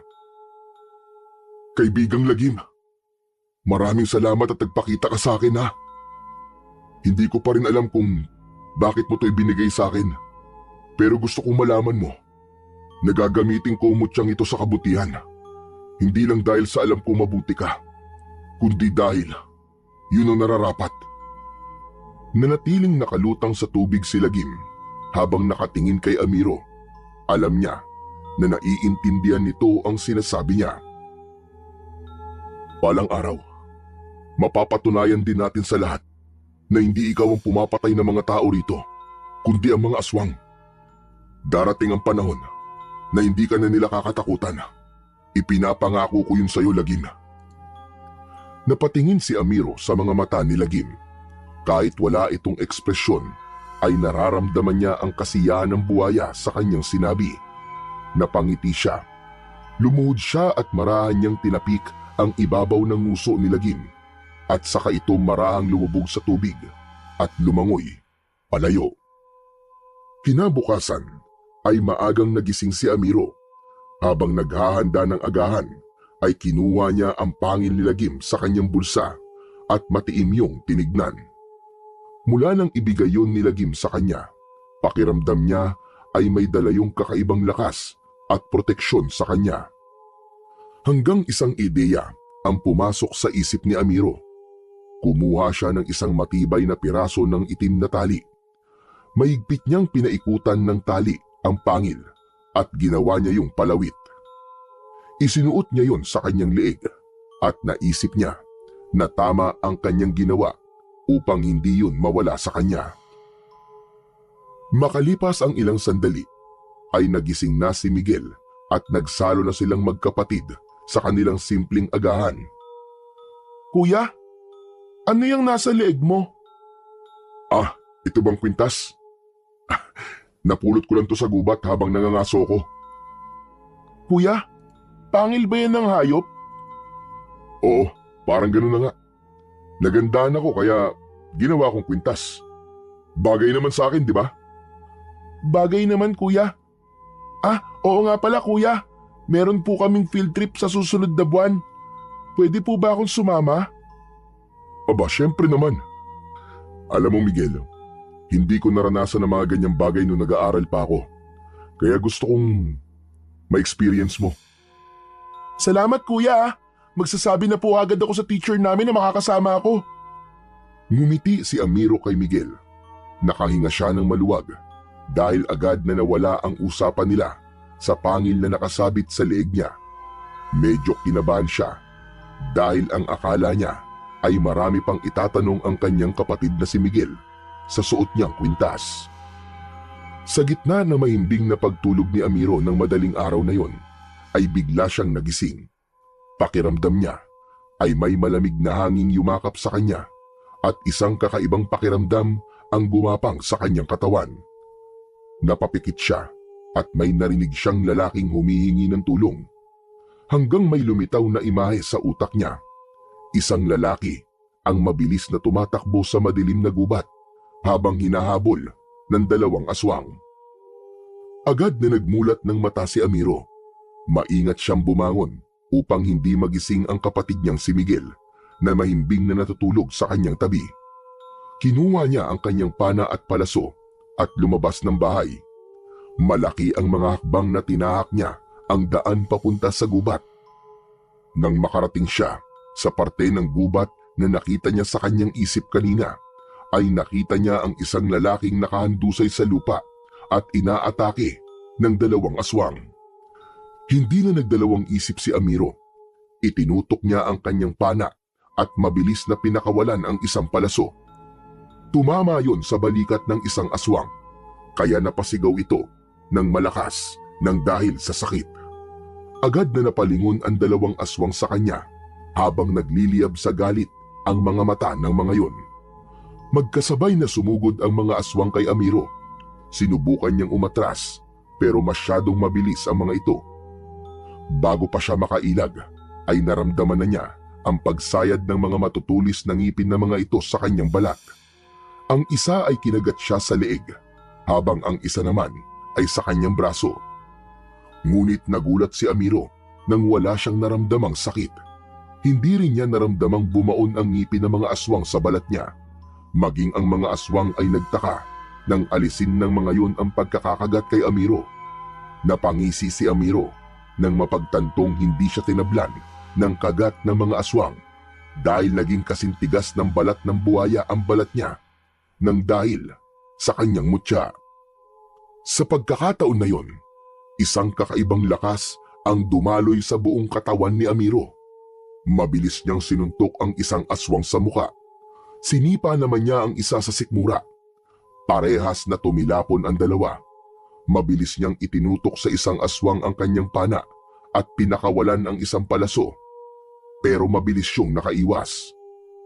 Hanggang sa bumalik sa alaala ni Amiro ang ginawang pagtulong noon ni Lagim sa kanya. Sinubukan niyang tawagin ang pangalan ng buhaya. Ubod lakas niyang isinigaw ang pangalan ni Lagim. Hindi nagtagal ay isang nakakabingin dagundong ang pumuno sa buong kagubatan. Bahagyang yumanig ang lupa at sa isang iglap ay dumating si Lagim habang malaking nakabukas ang bibig nito. "Kaibigan Lagim! Dumating ka!" Mabilis na inatake ni Lagim ang isang aswang. Buong lakas nitong kinagat ang ulo ng aswang at sa isang iglap, naihiwalay ni Lagim ang ulo ng aswang sa katawan nito. Ang natitirang aswang naman ay sinubukang atakihin si Lagim, pero mabilis na hinampas ni Lagim ang aswang ng makapal at matigas nitong buntot. Lumipad sa ere ang aswang at sumalpok ito sa isang puno. Sumuka ng dugo ang aswang nang mapasandal ito sa puno. Nakita ni Amiro na yun na ang pagkakataon niya para patayin ang aswang. Itinutok niya rito ang kanyang pana at nagpakawala siya ng 2 magkakasunod na palaso. Tumama ang mga yon sa dibdib ng aswang na agad nitong ikinamatay. Tinignan ni Amiro si Lagim at tumitig din ito sa kanya. Mas lalo niyang naramdaman ang malakas na koneksyon nilang 2. Hindi nagtagal ay umalis na si Lagim. Nilapitan ni Amiro ang lalaking inatake ng mga aswang at nalaman niyang buhay pa ito ng kanya itong pulsuan. Binuhat niya ang lalaking walang malay at dinala sa kubo ni Lolo Waldo upang magamot ang mga sugat nito. Simula noon, hindi na lamang pangangaso ang ginagawa ni Amiro sa gubat. Tuwing sasapit ang dilim, ay umaalis siya sa kanilang bahay habang tangan ang kanyang pana at palaso. Nagpupunta siya sa mas masusukal na bahagi ng kagubatan upang hanapin at lipulin ang mga kampon ng kadiliman na aswang na patuloy na pumapatay ng mga tao sa kanilang bayan. Hindi lang simpleng pagtatanggol ang kanyang layunin dahil nais niyang tuluyang maubos ang mga aswang. Ngunit higit sa lahat, gusto niyang matuklasan kung saan nagkukuta ang mga aswang upang matapos na ang pananalasa ng mga aswang sa kanilang lugar. Sa bawat laban ni Amiro ay hindi siya kailanman naging mag-isa. Isang sigaw lamang niya sa pangalan ni Lagim ay agad itong dumarating upang tulungan siya. Sa paglipas ng mga araw, lalong tumibay ang kanilang koneksyon. Hindi lang bilang magkasangga, kundi bilang 2 nilalang na may iisang mitiin. Sa tuwing tatapusin nila ang isang laban, hindi lang dugo ng mga aswang ang naiiwan sa lupa, kundi ang pangakong hindi sila titigil hanggat hindi naglalaho ang mga banta ng aswang sa kanilang lugar. Isang tahimik na madaling araw. Nakahiga si Amiro sa likod ni Lagim habang nakalutang ang buhaya sa gitna ng lawa. Ang malamig na simoy ng hangin ay banayad na dumadampi sa kanyang muka at ang liwanag ng bilog na buwan ay kumikislap sa ibabaw ng tubig. Lagim, salamat sa pagbibigay mo sa akin ng mutya mo.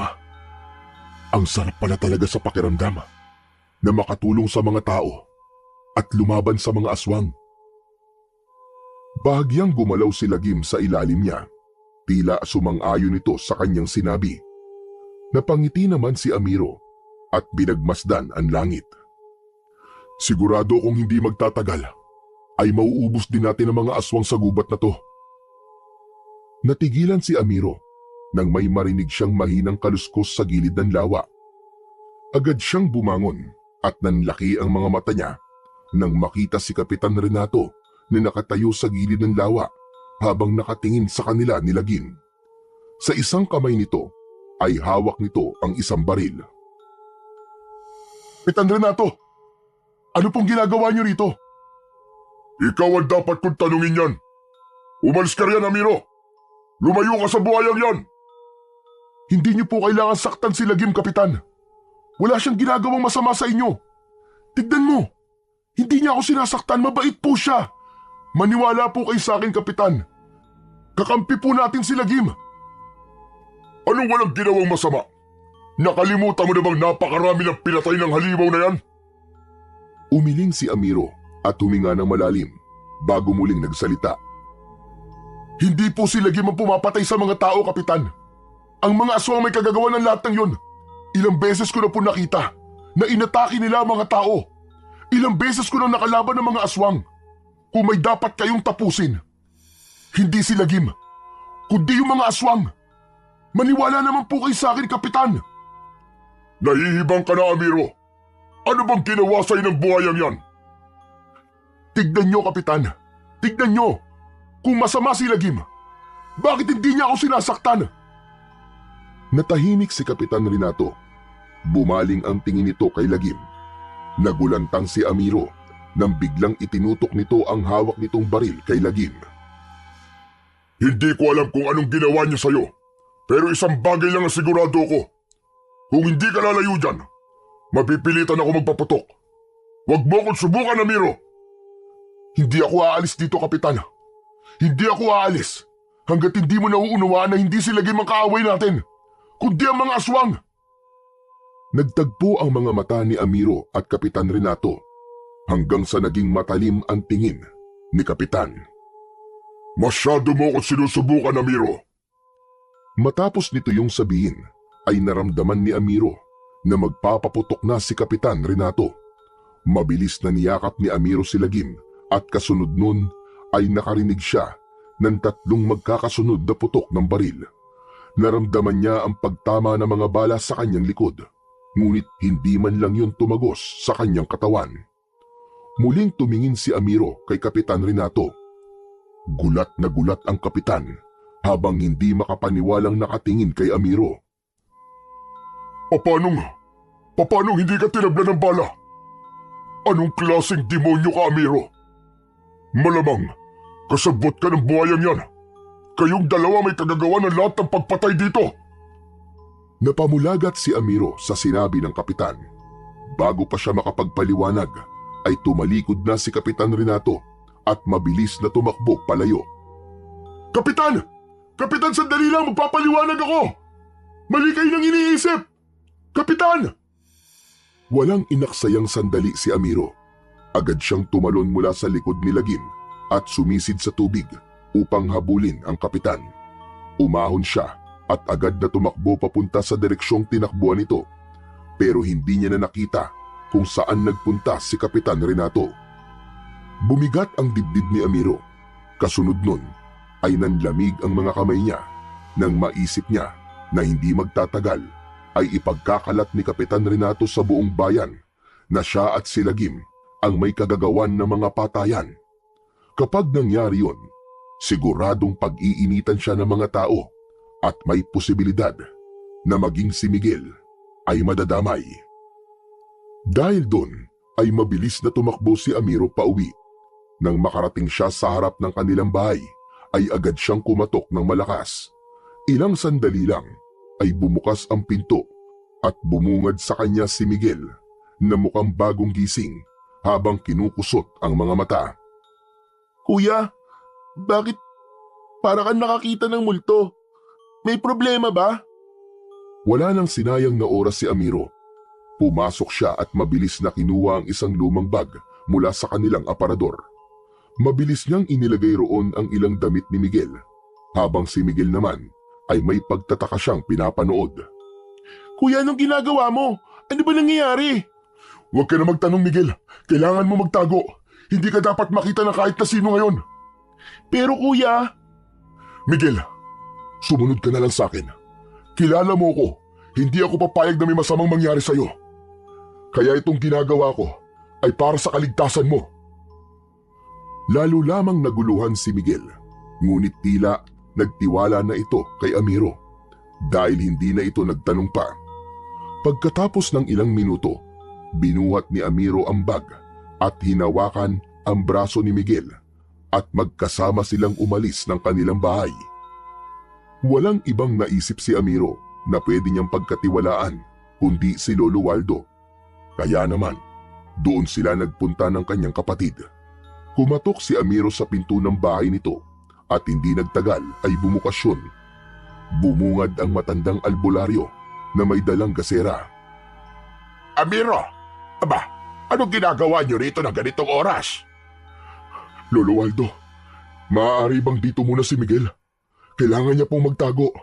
Hindi magiging maganda ang mangyayari sa mga susunod na araw. Ano ba nangyayari? Ipinaliwanag ni Amiro ang lahat. Wala siyang inilihim dito upang mas maunawaan siya nito. Sinabi rin niya na inisip ni Kapitan Renato na kasama siya ni Lagim sa pagpatay sa mga tao kahit wala naman yung katotohanan.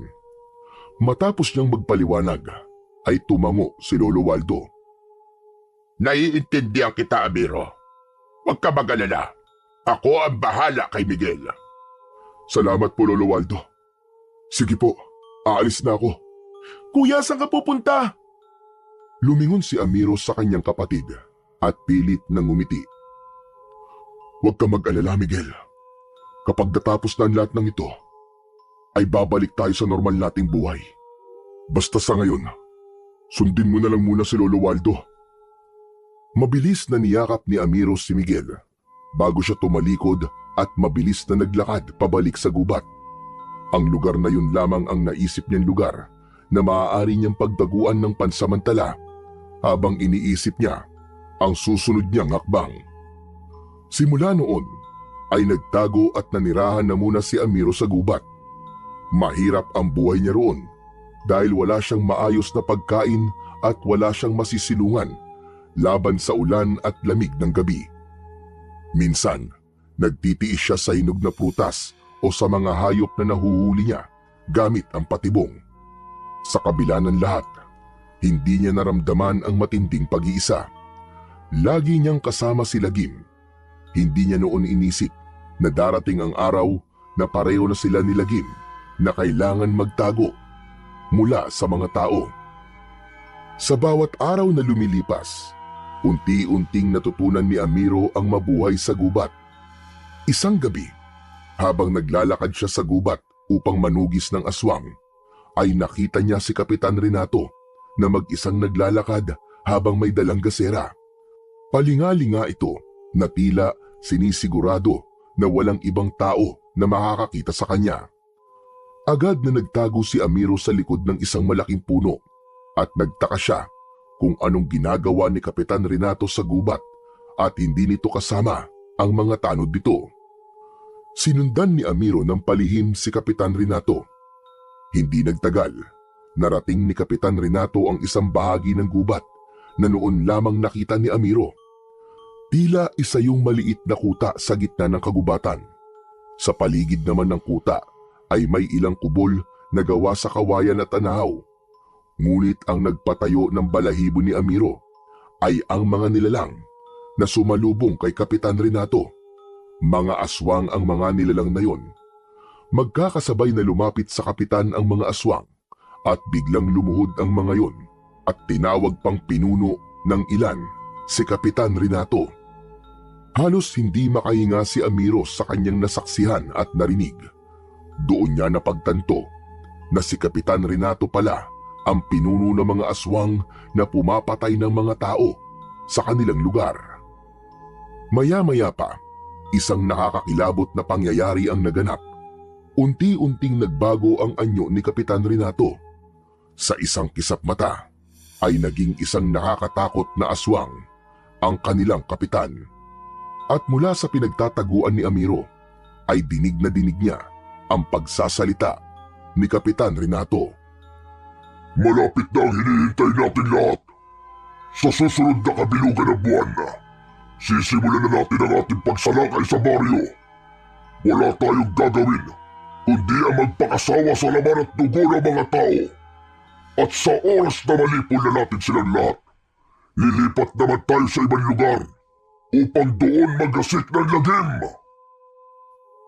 Hindi makapaniwala si Amiro sa kanyang natuklasan. Napagtanto niyang matagal nang pinaplano ni Kapitan Renato ang mga patayan sa kanilang baryo. Isinisisi nito kay Lagim ang lahat upang mapagtakpan ang kasamaan nito. Marahang umatras si Amiro mula sa kanyang pinagtataguan at siniguro niyang hindi siya maririnig ng sinuman.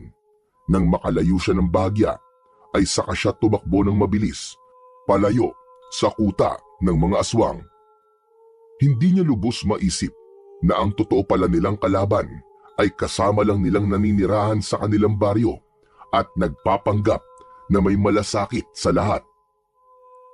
Kinabukasan ng umaga ay nagtungo si Amiro sa kanilang baryo. May suot siyang isang malapad na salakot upang maitago kahit paano ang kanyang pagkakakilanlan. Sa kanyang paglalakad ay napadaan siya sa plaza at nalaman niya na merong pagtitipon doon. Maraming tao ang naroon habang nasa unahan ng lahat si Kapitan Renato. Agad na kumulo ang dugo ni Amiro pagkakita sa mapanlinlang na kapitan. Huminto siya at nagtago sa kumpol ng mga tao upang pakinggan ang sasabihin ni Kapitan Renato. Mga kababayan, nagtitipon tayo ngayon upang mabigyan ko kayo ng babala. Nalaman ko na hindi lamang ang halimaw na buhay na si Lagim ang dapat nating katakutan dahil meron siyang kasabwat sa lahat ng patayan na nangyayari dito sa ating baryo. Isa sa mga kabaryo natin ang tumutulong kay Lagim upang makapambiktima ng mga inosente. Walang iba kundi si Amiro. Alam ko na marami ang nakakakilala sa inyo sa kanya dahil sa pagiging mangangaso niya. Nagkaroon ng bulong-bulungan ng mga tao sa sinabing yon ni Kapitan Renato, habang si Amiro naman ay nanatiling nakatago at patuloy na nakikinig. Totoo ang narinig niyong lahat. Hindi lang si Lagim ang pumapatay sa lugar natin, kundi kasabwat niya si Amiro. May kakaiba silang ugnayan ng dambuhalang buhaya na yon. Marahil ay gumagamit ng itim na kapangyarihan si Amiro upang mapasunod niya si Lagim sa mga gusto niya. Kaya bilang kapitan niyo na ang tanging nais ay ang inyong kaligtasan, inuutos ko na sa oras na makita niyo si Amiro kahit saan, ay agad niyong huliin at dalhin sa akin. Hindi natin hahayaang mabuhay ang isang taksil sa ating baryo. Nanginig ang buong katawan ni Amiro dahil sa pagpigil niya sa kanyang galit. Halos sumabog ang kanyang dibdib sa matinding pagkapuot. Hindi siya makapaniwala sa kasinungalingan ni Kapitan Renato. Hindi lamang nito itinuro si Lagim bilang salarin, kundi pati siya para lang mailayo ang mga tao sa kung sino talaga ang totoong kalaban. Alam ni Amiro na hindi na siya maaaring magtagal doon. Agad siyang umalis sa kumpol ng mga tao dahil para sa kanya ay sapat na ang kanyang mga narinig. Malalaki ang mga hakbang na bumalik siya sa gubat upang pag-isipan ang susunod niyang hakbang. Naisip ni Amiro na kailangan niya ng wakasan ang kasamaan ni Kapitan Renato at hindi niya na kailangang hintayin ang kabilugan ng buwan. Alam niya na sa gabing yun ay maraming tao ang mamamatay sa kamay ng mga aswang na nagtatago sa gubat.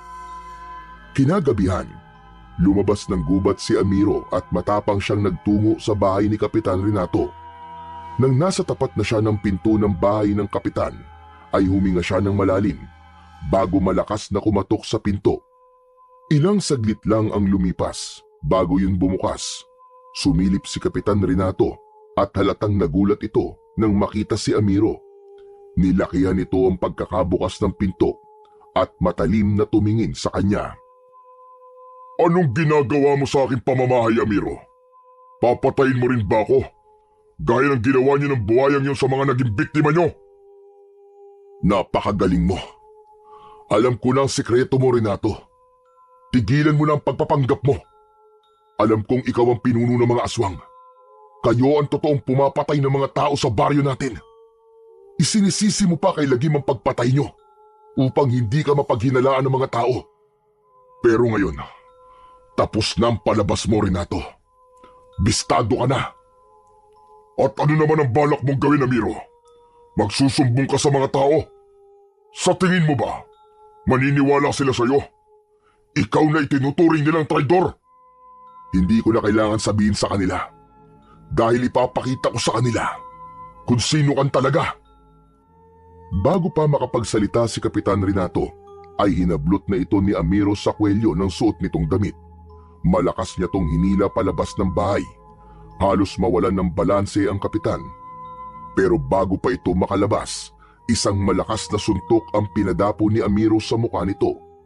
Bumagsak ito sa lupa. Tumingala ito kay Amiro at pinunasan ng dugo sa labi nito gamit ang kanyang kamay. Tumayo ng dahan-dahan si Kapitan Renato habang may nakakatakot na ngisi sa kanyang mukha. Agad itong nag-anyong aswang at sa isang iglap ay inatake nito si Amiro. Tumayo ito, dahan-dahan at unti-unting nagbago ang anyo. Lumaki ang katawan nito, humaba ang mga kuko at ngipin at ang mga mata nito ay tila nagbabaga. Mabilis na umatras si Amiro at malakas niya tong sinipa.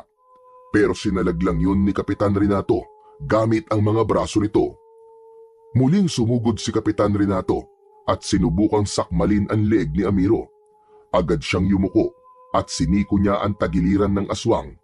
Napangiwi naman si Kapitan Renato nang dahil sa sakit. Mabilis na lumayo si Kapitan Renato kay Amiro at malakas na humalakhak.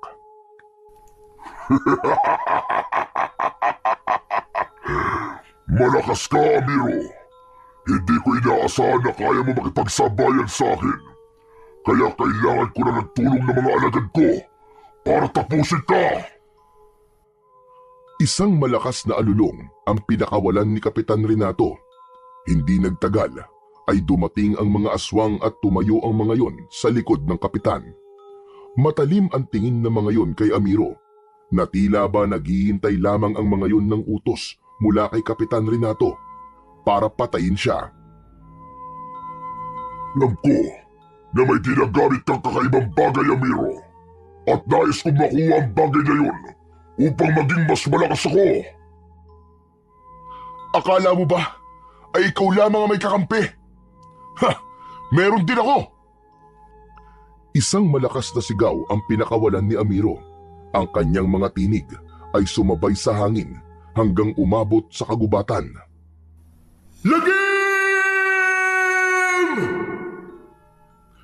Mabilis na dumating ang dambuhalang buhaya.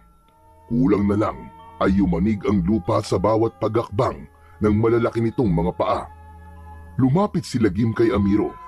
Nakita ni Amiro ang takot sa mukha ng mga aswang nang makita si Lagim.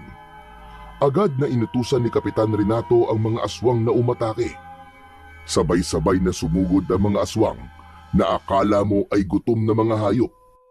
Ang dambuhalang buhaya naman ay hindi na nagpatumpik-tumpik pa at nilusob nito ang mga aswang.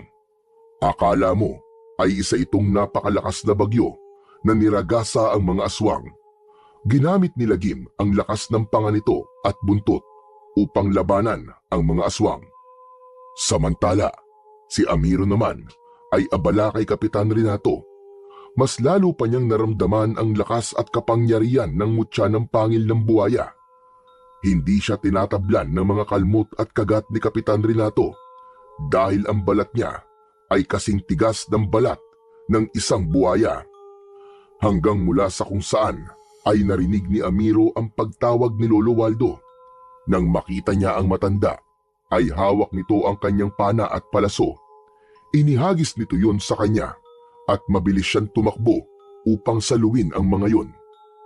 Nang mapunta sa kamay ni Amiro ang dalawang bagay na yon, ay nasiguro na niya ang kanyang pagkapanalo.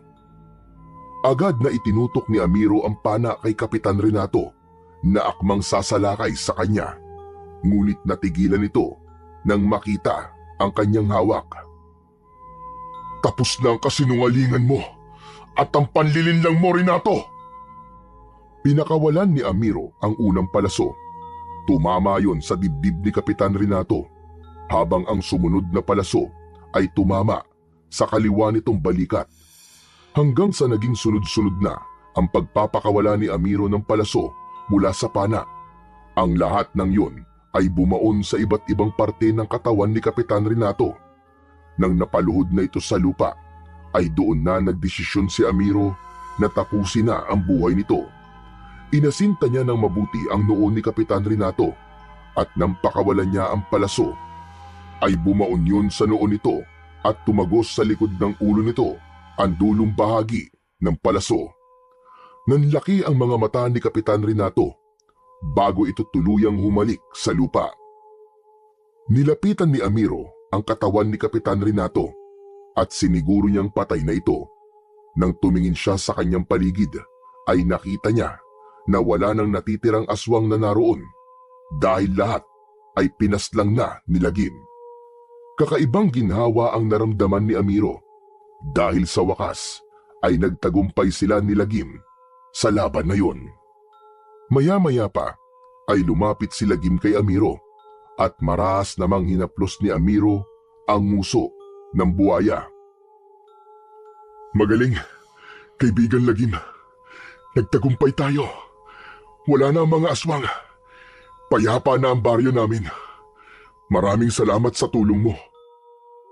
Ang mga tao sa baryo ay nagsimulang lumabas mula sa kanilang mga bahay.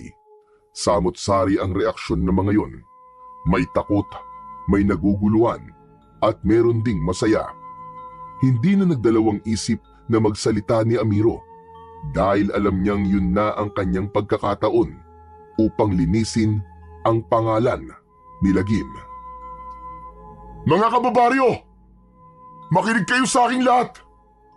Siguro naman ay nasaksiyan nyo na ngayon kung sino talaga ang totoong kalaban. Walang iba kundi si Kapitan Renato. Siya ang pinuno ng mga aswang. Sila ang mga pumapatay ng mga tao dito sa baryo natin at hindi si Lagim. Isinisilang ni Kapitan Renato kay Lagim ang patayan upang pagtakpan ang kawalang-yaang ginagawa niya sa ating lahat. Si Lagim, hindi niyo siya dapat katakutan. Kakampi natin siya at kahit kailan, hindi siya pumatay ng tao. Habang ang mga tao ay unti-unting nauunawaan ang mga sinabi ni Amiro, ay mabilis na lumapit sa kanya si Miguel at niyakap siya nito ng mahigpit. Kuya, sobrang ipinagmamalaki kita. Ang galing mo makipaglaban. Salamat, Miguel. Pero tapos na ang lahat at makababalik na tayo sa normal nating buhay. Matapos ang pagyakap na yon, ay ipinakilala ni Amiro si Miguel kay Lagim. Ang mga tao ay isa-isang lumapit kina Amiro at Lagim upang makapagpasalamat. Napakasaya ng puso ni Amiro ng mga sandaling yon dahil sa wakas ay tuluyan ng naalis ang takot ng mga tao kay Lagim. Matapos ang lahat ng nangyari, ay unti-unti nang bumangon ang baryo ni Amiro mula sa madugong trahedya na yon. Ang takot na matagal nang sumakal sa mga tao ay unti-unting naglaho. Si Lagim, na dating itinuturing na isang dambuhalang halimaw na pumapatay ng mga tao, ay naging bahagi na ng kanilang komunidad. Kung minsan, kapag dumadalaw si Lagim sa baryo, ay nakikipaglaro pa ang ilang mga bata rito. Samantala, si Amiro naman ay patuloy na pinangangalagaan ng mutya ng pangil ni Lagim. Naniniwala siya na ang bagay na yon ay nagsisilbing simbolo ng hindi inaasahang pagkakaibigan na nabuo sa pagitan ng isang tao at ng isang buhaya.